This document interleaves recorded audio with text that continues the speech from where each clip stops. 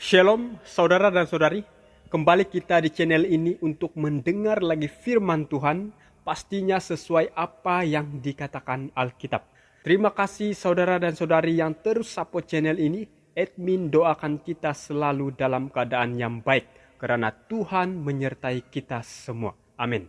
Saudara dan saudari, saya tergerak hati untuk membuat pelajaran yang penting ini karena ada beberapa komentar dari pendengar dan menurut saya ini perlu dijelaskan secara detail.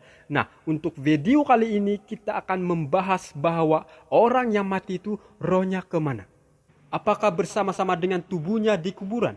Atau orang mati itu rohnya tidak terpisah karena saat dia mati dia langsung ke surga atau ke neraka? Atau roh orang mati itu berkeliaran di bumi?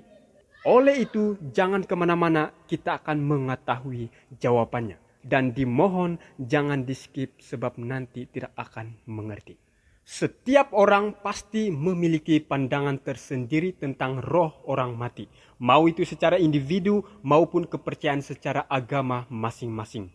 Bahkan ada juga sebagian orang yang masih percaya adanya roh orang mati.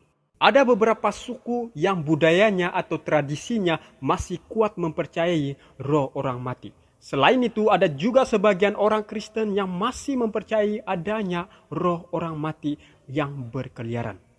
Keyakinan-keyakinan akan adanya roh orang mati merupakan sesuatu yang sangat luas, karena setiap daerah atau setiap orang memiliki pandangan dan keyakinan tersendiri mengenai roh orang yang sudah mati atau meninggal.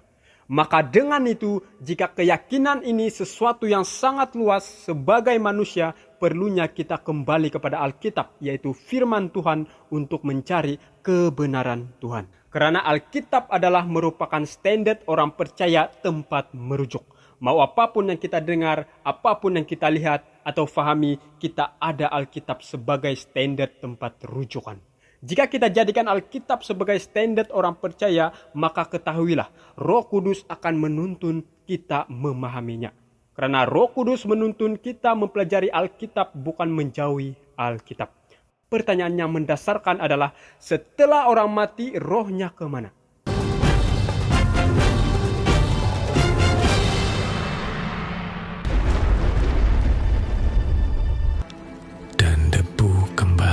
Jadi tanah seperti semula dan roh kembali kepada Allah yang mengaruniakannya. Kalau dalam bahasa Inggris King James Version seperti ini. Then shall the dust return to the earth as it was, and the spirit shall return unto God who gave it. Perhatikan, kalau dalam bahasa Ibrani, the spirit adalah ruah, yang artinya adalah breath, nafas. Wind yaitu angin atau roh. Jadi ruah diterjemahkan sebagai nafas tubuh sebanyak 33 kali seperti dalam Alkitab.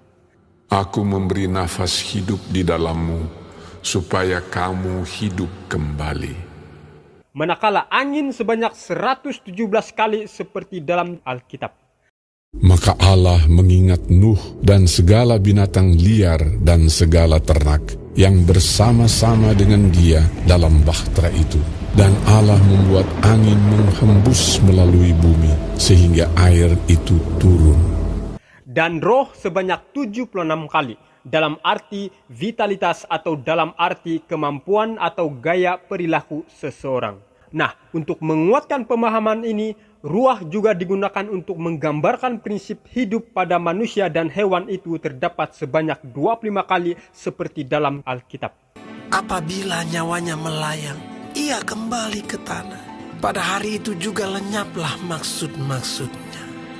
Setiap manusia memiliki roh. Roh kita berbeza dari roh atau kehidupan hewan.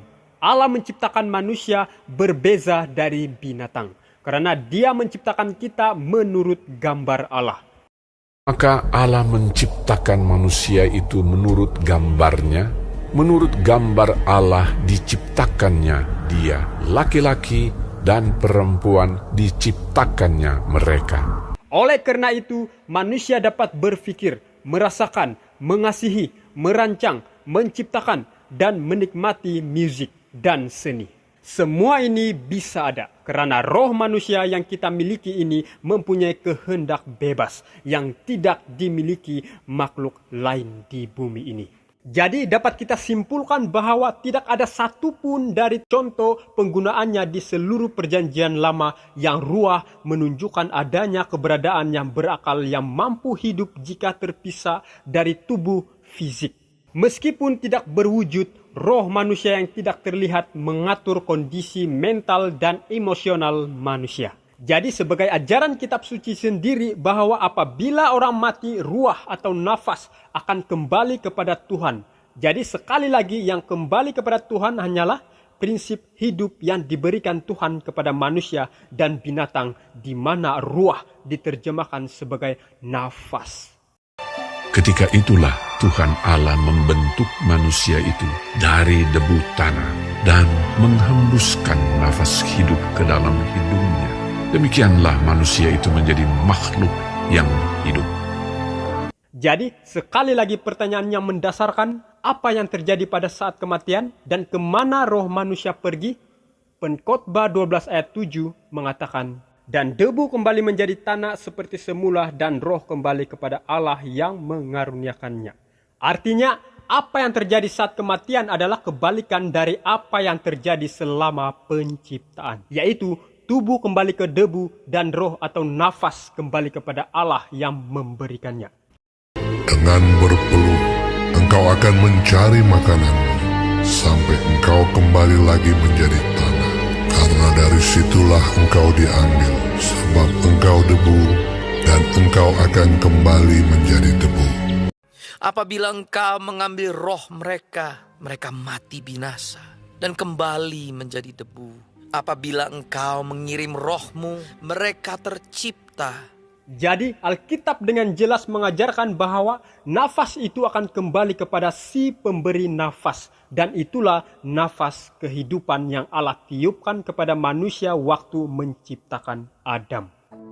Jikalau ia menarik kembali rohnya dan mengembalikan nafasnya padanya, maka binasalah bersama-sama segala yang hidup dan kembalilah manusia kepada debu.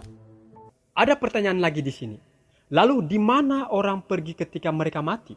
Mari kita kembali kepada Alkitab sebagai standar rujukan kita. Dan mengapa engkau tidak mengampuni pelanggaranku dan tidak menghapuskan kesalahanku? Karena sekarang aku terbaring dalam debu, lalu engkau akan mencari aku, tetapi aku tidak akan ada lagi.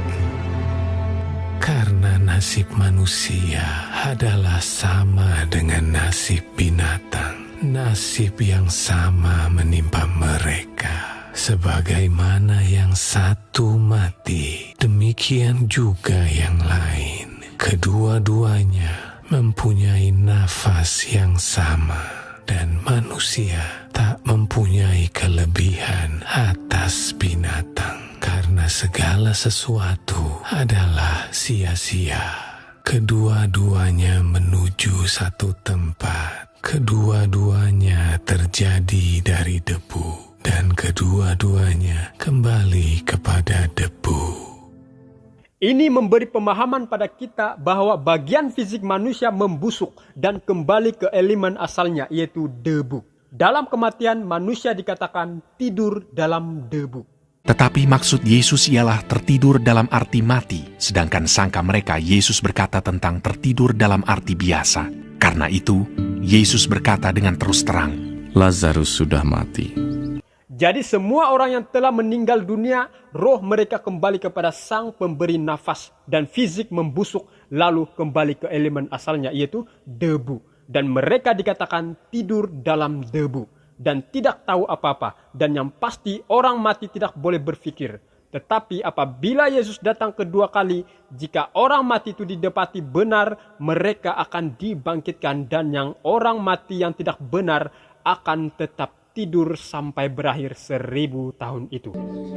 Janganlah kamu heran akan hal itu, sebab saatnya akan tiba bahwa semua orang yang di dalam kuburan akan mendengar suaranya. Dan mereka yang telah berbuat baik akan keluar dan bangkit untuk hidup yang kekal. Tetapi mereka yang telah berbuat jahat akan bangkit untuk dihukum. Dalam sekejap mata, pada waktu bunyi nafiri yang terakhir, sebab nafiri akan berbunyi, dan orang-orang mati akan dibangkitkan dalam keadaan yang tidak dapat binasa, dan kita semua akan diubah.